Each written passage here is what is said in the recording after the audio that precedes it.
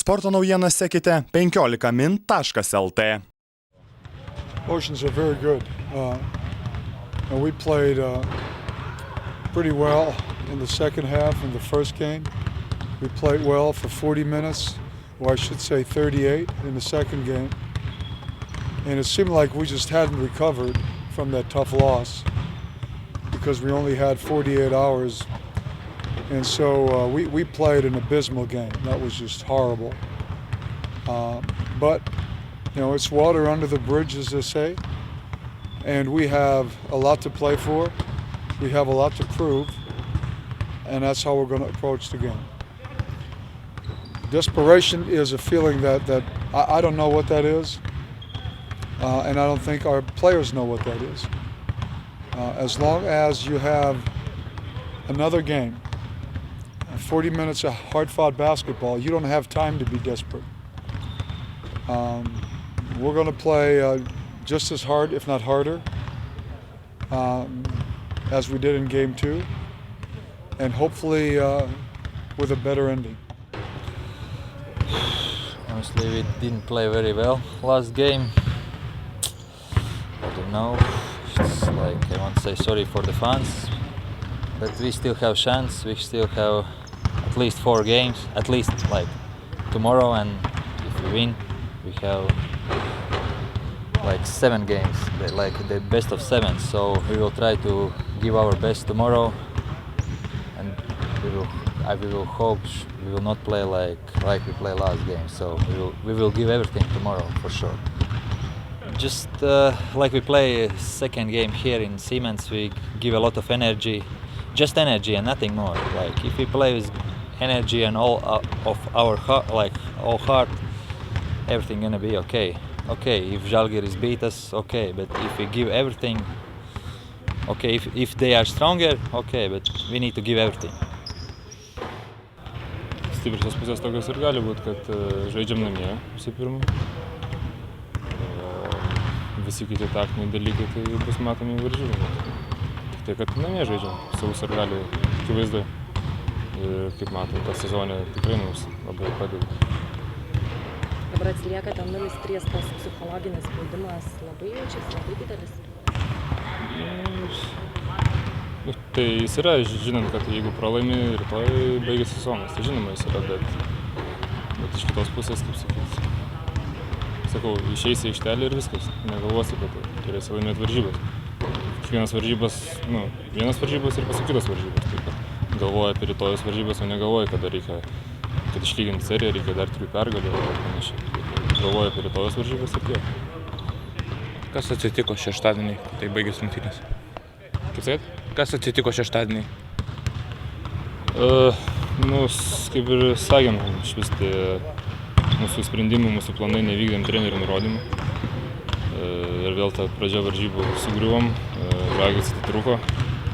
Ir tas jau tokios varžybos gavosi, kad dar stengiamės kabintis, bet ir nieko nesigavo. Pradžią labai blogai sužaidėm, nedarėm tiesiog to, ką buvom suplanavę. Žalgiris vertina Lietuvos Ryto stipriąją pusę kaip gynėjai. Ar jaučia tą spaudimą tokį didesnį gynėjų grandžiai? Ne, apie tos spaudimus tai iš vis, ką tu gali jausti. Ten vertinamas taip ar anaip, tiesiog sakau, išeini ir darai savo darbą, o kaip bus taip. Sakau, svarbiausia matyti klausyti trenerių nurodymų ir viskas pasimato aikštelėje. Broli, 3-0. Kas yra šitoje serijoje? Jūs šitaip stipresni, pirmas rungtynės lengvai laimėjot, trečias rungtynės lengvai laimėjot. Bet antras sunkiai laimėjau. Čia bus, manau, panašios rungtynės į antrus, todėl kad žaidžiam Lietuvos Ryto salėje, Siemens arenui ir tikrai jie nepasiduos ir nereikia galvoti, kad tai paprasta bus, todėl kad aš daug su žmonėm kalbėjausi, visi galvoja, kad laimėsim šiandien, kad lengvai bus, bet iš tikrųjų taip nėra. Ir mes, krepšininkai, turim suprasti, kad bus šiandien karas ir labai sunku bus laimėti. Ar nekamuoja tokios mintys, kad jau 3-0 jau neįmanoma pralaimėti ir panašiai? Ne, šitos kaip tik 3-0 čia duoda pasitikėjimą labiau, kad mes stipresni, kad skaičiai šitie 3-0 įrodo, kad mes šiuo momentu esam stipresni, bet paprasčiausiai mes tie skaičiai mums turi turėti įrodymą, kada mes baigsim seriją tą ir kada turėsim jau tikrai pergalę, tada mes galėsim apie tos skaičius šnekėti, todėl kad dabar 3-0 čia nieko nereiškia. Gali ir jeigu mes taip galvosim, kad mes labai daug geresni, kad mes kitesni, kad mes lengvai galim laimėti, tai greitai gali pavirsti 4-3, ne mūsų naudai. O šitos 2 dienas tarp rungtynių spėjat, pailsėjat, spėjat paruošti ką nors naujo, kokį nors taktinių sprendimų? Taip, aš manau, labai svarbu psichologiškai, fiziškai gal per mažai laiko pailsėti, bet turėjom treniruotę, turėjom analizę, žiūrėjom ir manau, kad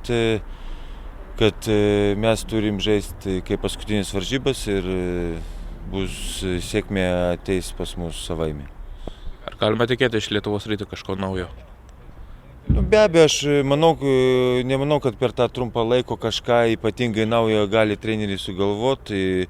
Sugalvoti galima, bet realizuoti nelabai. Bet vis tiek jie stengsis kažką gal naujo, gal nedaug, bet kokius gynybai naujienų, kokį pateik mums staigmenų. Bet iš esmės aš nemanau, kad per tokį trumpą laiką galima kažką naujo realizuoti.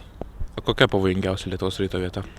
Be abejo, snaiperiai gynėjai yra, be abejo visų turi išskirti ir didelis, nors čia kalbama, kad jų dideli neprilygsta mūsų dideliem, ne tokio aukšto lygio, bet taip nėra. Jeigu mes neakcentuosim ir po krepšių gynybą, ir jie sėkmingai gali užbaigti atakas, toks Lydeka, Katilinas, Bendžius ketvirtų ir tas pats Jomantas, jisai gali daug nemalonumų pridaryti. Turim akcentuoti visus žaidėjus, bet pagrindę akcentuojam gynybą prieš snaiperius. Buvo daug kalbų, kad nori dar visi rinktinį, ar čia teisybė yra? Norėtume dar patekti rinktinį šią vasarą?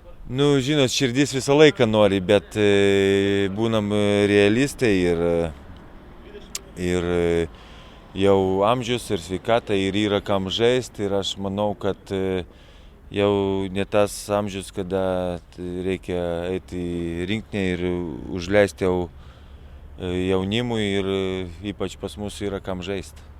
Kaip galvojat, kiek Adas Šiškevičius įmės Europos čempionato finale į ispanų krepšį? Nu, daug dievė, kad tas finalas būtų ir Adas sėkmingai praeitų į rinktinę ir be traumų svarbiausiai. Ir jeigu jisai žais, jeigu jam treneris patikės svarbų vaidmenį, aš manau, kad jisai daug nemalonumų pridarys. Adai, pirmauju serijoje 3-0. Kodėl taip yra? Ar esate tokie labai aiškiai stipresni? Na, jeigu pirmam, turbūt reiškia, kad tom pirmom 3 varžybom pasiruošėm geriau, padarėm geriau namų darbus ir jos atlikimo geriau aikštelėje, taip ir toks turbūt rezultatas atspindi. Bet tas 3-0 tai yra dar ne pabaiga ir Rytas tikrai nenori sezoną pabaigti šiandien, taip kad tik kovodami, darydami tai, ką treneris liepia, mes galim pasiekti 4. pergalę. Ar esat paruošę kokių nors taikmenų Lietuvos Ryto komandai?